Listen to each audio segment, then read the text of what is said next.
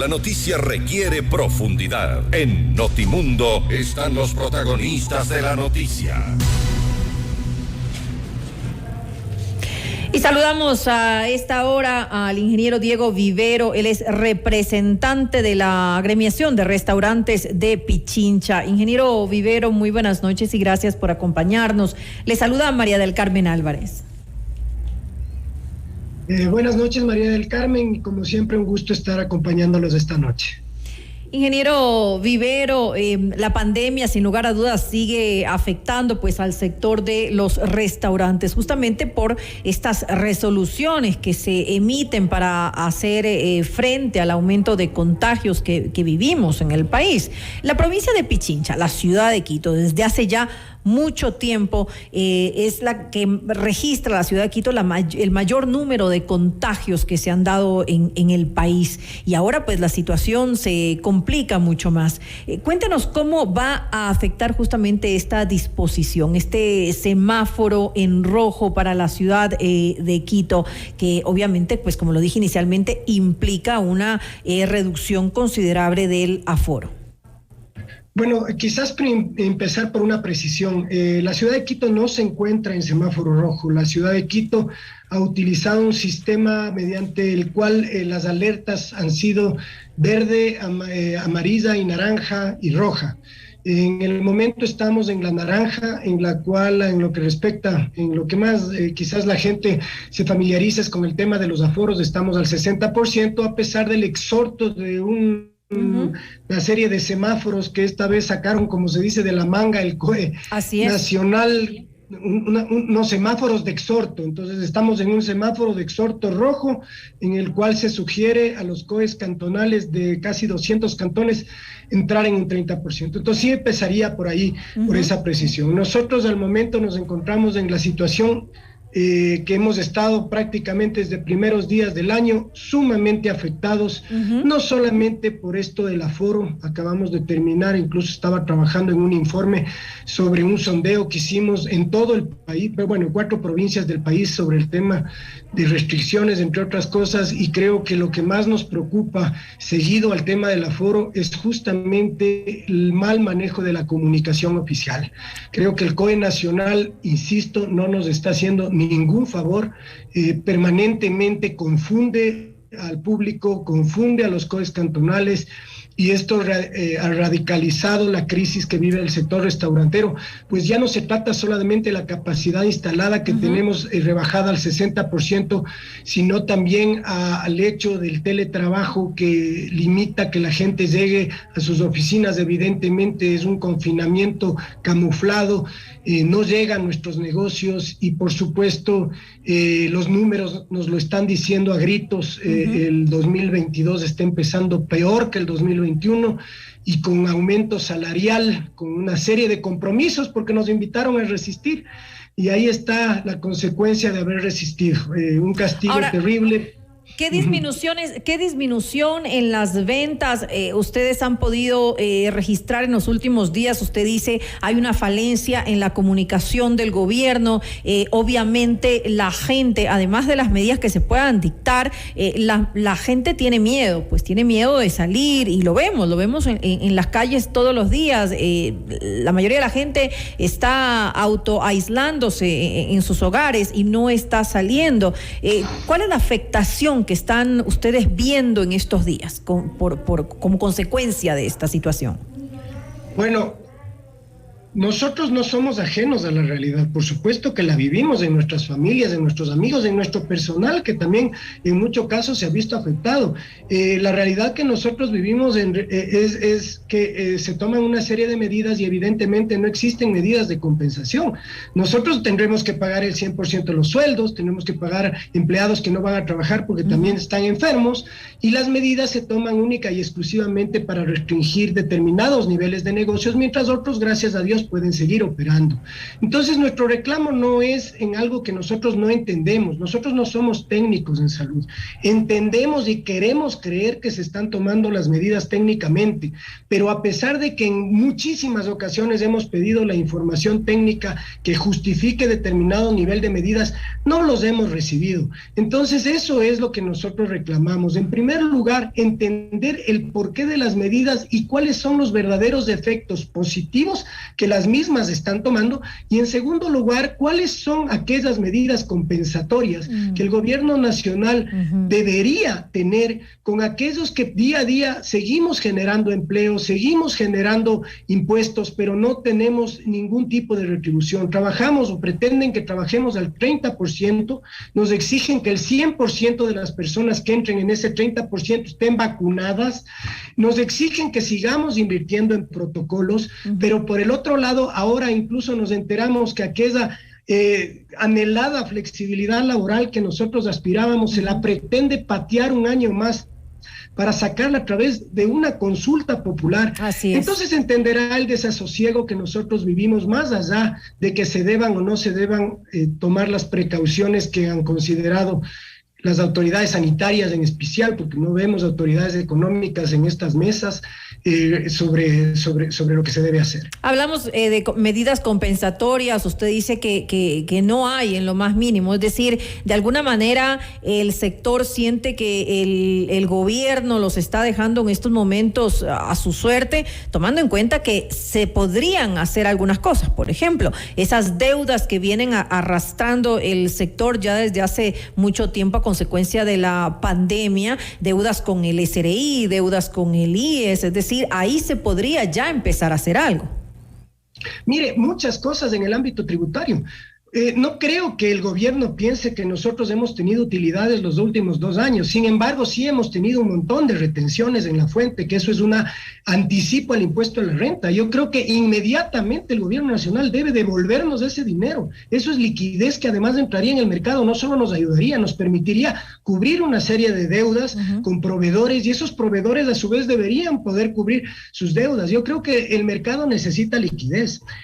Tenemos un sector exportador que gracias a Dios ha sido nuestro orgullo como país, el ver a los camaroneros exportar y demás, pero ¿de qué sirven todos esos recursos o ese vanagloriarnos si esos recursos no entran dentro de la liquidez del país? Porque lamentablemente nos restringen el consumo a través de una serie de artificios y comienzan a contraer la economía nacional. En el campo que usted decía, nosotros hemos sondeado dentro de nuestros agremiados a nivel nacional, como le decía, y lo que más pide la gente como una especie de compensación es que los gobiernos, los GATS, los provinciales y demás, consideren el tema de los prediales, permisos, patentes, los cientos de argumentos que tienen para cobrarnos tasas turísticas en nuestro caso, porque este año se abrió el 2022 como que no ha pasado nada, y a todos los tasas, todo está al mismo valor. El año pasado al menos tuvieron el 50% de descuento,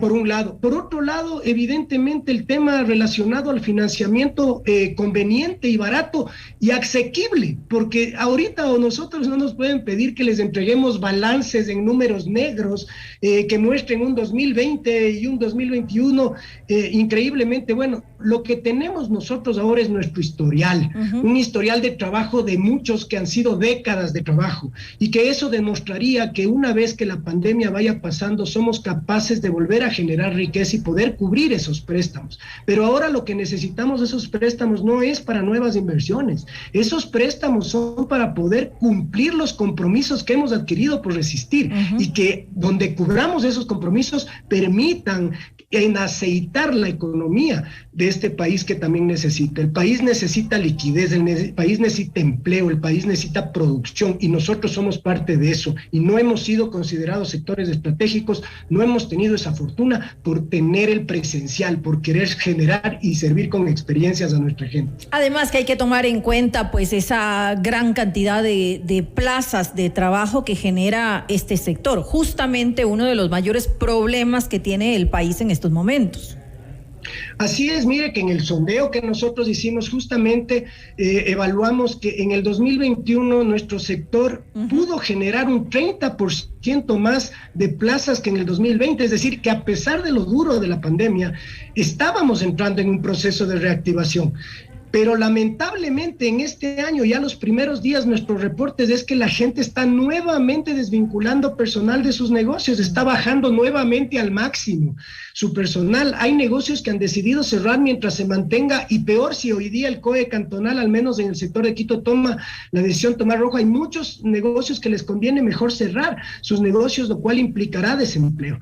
Aún nos faltaba, porque estamos ahorita con un 40% menos de empleados de los que tuvimos o cerramos el 2019, pero realmente creo que ha sido un golpe muy duro empezar el 2022, viéndonos en las mismas circunstancias, con discursos de muchas autoridades que parecería que estamos en mayo del 2020, con un sistema de vacunación que nos invitó a invertir, a confiar, nos dijeron que vacunación era reactivación.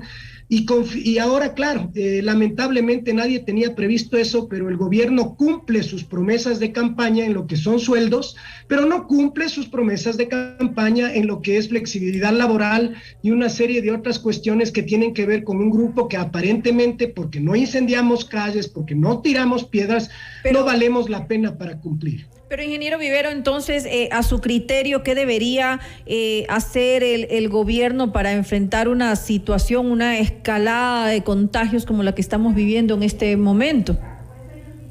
Mire, no soy la persona indicada porque definitivamente yo no soy técnico. Yo lo único que considero es que deben analizar mejor las medidas y ser mucho más pragmáticos en la situación que estamos viviendo. En este caso, que es a la que a mí me toca responder, son los restaurantes. Si nosotros, y esto quiero que quede muy claro, porque el COE Nacional evidentemente nos ha abierto las puertas. Ustedes medios mismos han visto cuántas veces hemos acudido al COE Nacional. Así es. El COE Nacional nos comprometió a que con los certificados de vacunación nosotros podíamos llegar a atender el 100% del aforo, pues teníamos prácticamente garantizado un bajísimo riesgo de contagio.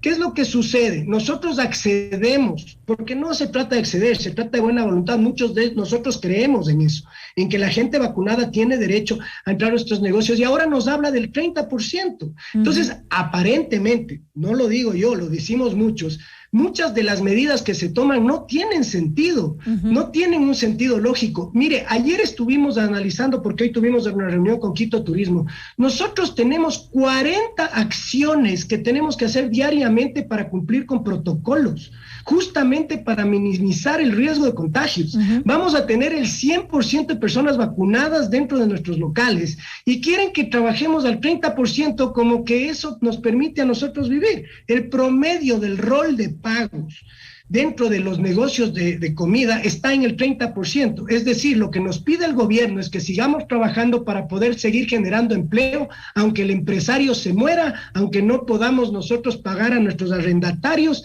a nuestros proveedores ni a nadie. Parecería que nosotros somos los que ofrecimos el empleo y no el gobierno. Ahora, son medidas, restrictivas temporales. Ya lo dijo pues el COE nacional, que se van a hacer revisiones continuas. De hecho, supuestamente se debería hacer una revisión este viernes 21. Sin embargo, pues pareciera que las cosas no cambiarían, porque la situación de contagios sigue aumentando.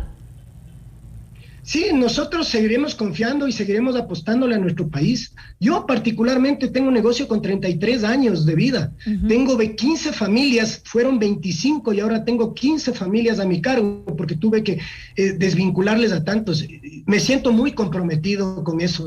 Nosotros no podemos coger sencillamente y cerrar las puertas e irnos a otro país o hacer lo que sea. Entonces seguiremos trabajando confiados en que las medidas que se están tomando también piensan en la situación económica del país. Los índices ojalá bajen, ojalá se aplanen las curvas, como dicen, pero también tenemos que analizar que esta es una situación con la que tendremos que seguir viviendo por un tiempo. Y si no aprendemos a vivir con ello, entonces serán otra la salud mental, la salud.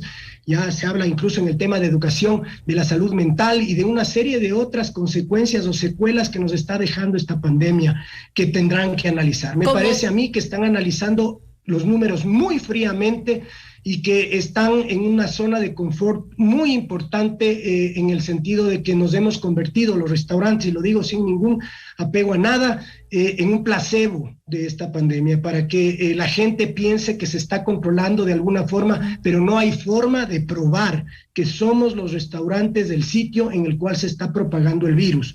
Más bien, siempre se ha considerado que es el desorden en la informalidad y la clandestinidad, incluso de fiestas familiares y todo, en donde se concentra el virus. Nosotros controlamos temperaturas, controlamos a nuestro personal, ahora verificamos que la gente además entre vacunada, y el gran retorno para nosotros es que tenemos que trabajar en desigualdad de condiciones con el sector informal y con todos los negocios que se han generado a raíz de estas medidas, porque hay gente que está haciendo mucha plata gracias a estas medidas. Además, que no tiene mucho sentido porque vemos también uno de los mayores focos de contagio se dan en el transporte público. No importa lo que digan, eso es así, y así ocurre, y los vemos todavía los buses como van al 110%, es decir, no hay respeto y no hay control tampoco de la cantidad de gente que va dentro de los transportes.